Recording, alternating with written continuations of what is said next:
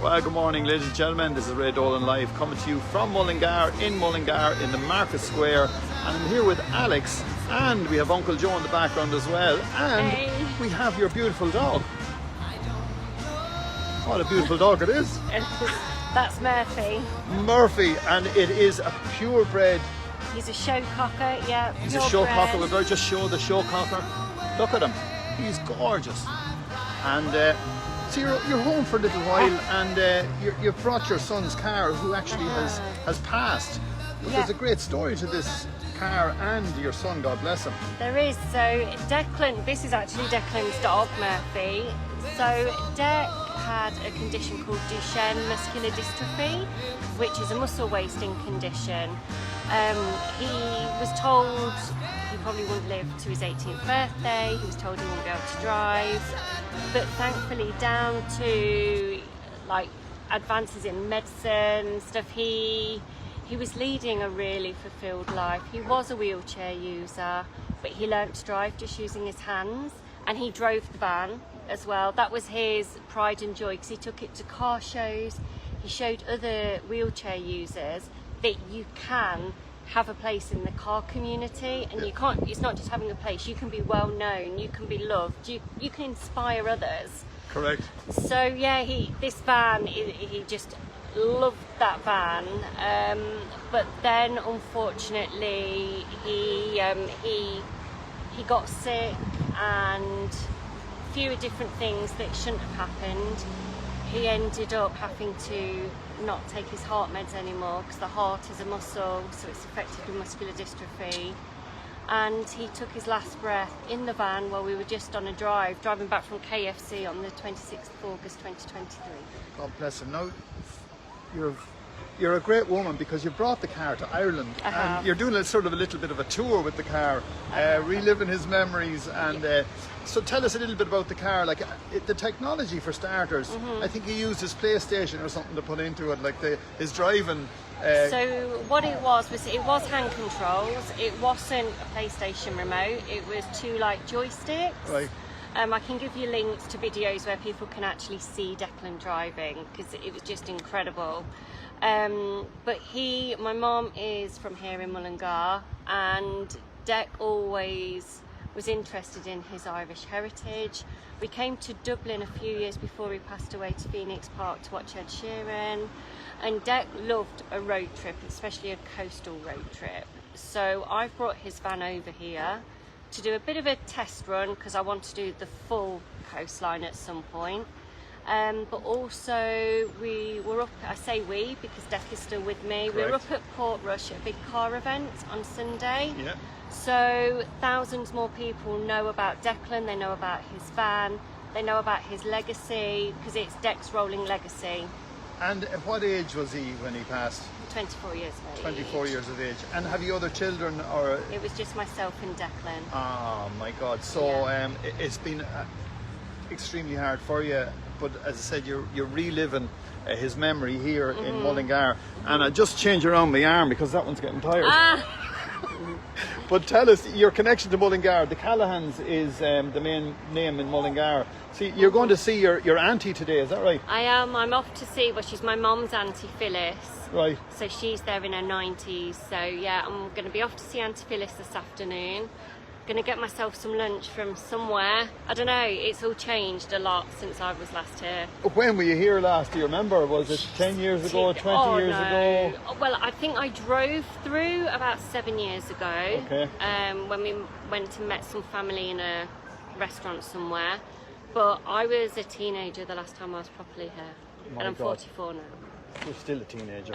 I wish. Still very young. I wish. Phyllis, is she still on the bike? She's not. No. Bless her. I don't think she really leaves the house anymore, but she's late 90s. Wow. So. And a powerful woman, because you've seen her loads and loads of times. And Davey, her husband, I remember in the dog track, and a gentleman, but they live directly across from the dog track, so there's a real connection there as well. That's what I remember as a child, is all the greyhounds, and then Auntie Phyllis had a collie herself as well, which was more of the pet dog. Yeah. And that's kind of what I remember. And then Paddy Callahan, he's related as well, is that right, from the petrol station? Do you remember that? Yeah. The petrol station that also sells bikes, if I remember rightly. And shotguns. Oh, okay. Well, I won't get into that one. That's not why I'm here for a shotgun. But look, you're on your trip. Where are you going now? You've come down from Monaghan, so you were there for a few days. Well, just because the weather hasn't been too kind to me over here. Okay. A lot of things have had to change. So I'm then back off to Monaghan. I'm actually staying with another grieving mom. We lost our boys only weeks apart, and we found each other via an online grieving community. So I'm back up to stay with her for 2 nights before I get the ferry back to the UK. But I'll be staying in Wales for a few days as opposed to just doing the long drive home. Correct. And the car is going well? Yes. It's got Dex spirit in it. It really has, and it serves me well. Like, I've been living out that van, and it's a head turner. It's full of spirit, it's full of story, and it's where I feel really close to Declan. Being in Ireland, there's something about like Mother Island that just seems to look after you, and being by the sea as well. Like, when I'm by the sea, it's just Definitely, there's something about the sea. Even if we're landlocked here in Westmeath, but to tell you, the sea, you can't beat it. Yeah. And our country as well. So so diverse, Yeah. So tell us just a little bit about Declan's condition, and if someone is looking in and they probably want to connect with you or something like that. Yeah, sure. So with Declan, he was born with Duchenne's, but we didn't know. Okay. So he presented as an absolutely healthy wee baby. And then it was when he was around 6, I noticed he started stumbling quite a lot. But I had him quite young, and people just wouldn't listen to me. They thought I was just a bit neurotic, young mom. But I actually did a 2-year childcare qualification where I did all about child development, child psychology. So once I qualified, I went into my GP and said, look, I'm coming in as a professional now. There is something not right with my son. Like, he's kind of walking on his tiptoes, he's got these enlarged calves, he gets up off the floor in a very unique way, and I now know my GP knew there and then that it was Duchenne's. He'd never seen it before, but he remembered it from medical school, like when he was training. And it was actually just a simple blood test, which changed my life forever. And Correct. So then, we found out he had Duchenne's. I was told it's a muscle wasting condition. I was told he wouldn't see past his 18th birthday, all of these things. But I then, for the first year, I think I was in denial. How can we save him? How can we do this? And I then quickly realised the mutation he had, because it's all to do with genetics and genes. And exons, like, I won't bore you with the science behind it, but he had quite a rare mutation of it. It wasn't, exon skipping and stuff would not work with his. So then I realised, okay, we're unlikely to save him, but I can give him the best life possible. And I never thought, why me? I thought, I'm so privileged to have this young man in my life, and I get to be his mommy. So I actually ended up doing a sports therapy degree so I could find out all about the muscles. I did all his respiratory physio myself, kept him out of hospital several times by being able to look after him at home. Dec lived the most fulfilled life you could live with Duchenne's. He went to gigs. Murphy doesn't like hoods up, apparently. All right. He went to mainstream school, he learned to drive, he went to college to do media studies. If it was something he could manage to do, we made sure it happened. And we weren't waiting for the end, we were too busy living. Brilliant. So even when they said to him, it's unlikely without your heart medication you'll see the new year, we didn't believe it.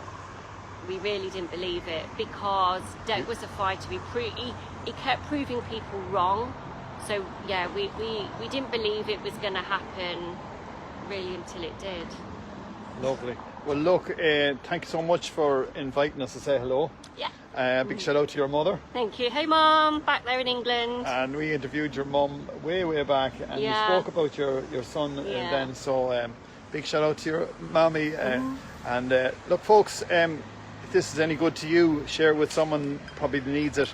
And once again, Alexandra and Murphy the dog. He is. Murphy the dog is there. But yes. Also, if you would like to follow Dec's story across, I don't tend to put much on Facebook, but Instagram, TikTok, YouTube, Dec's Rolling Legacy. I've also become a qualified holistic grief and trauma coach. That was after losing Dec. I realised there's not much support out there for parents, so I did a 9-month qualification in that. And I have a podcast called The Functioning Grief Star.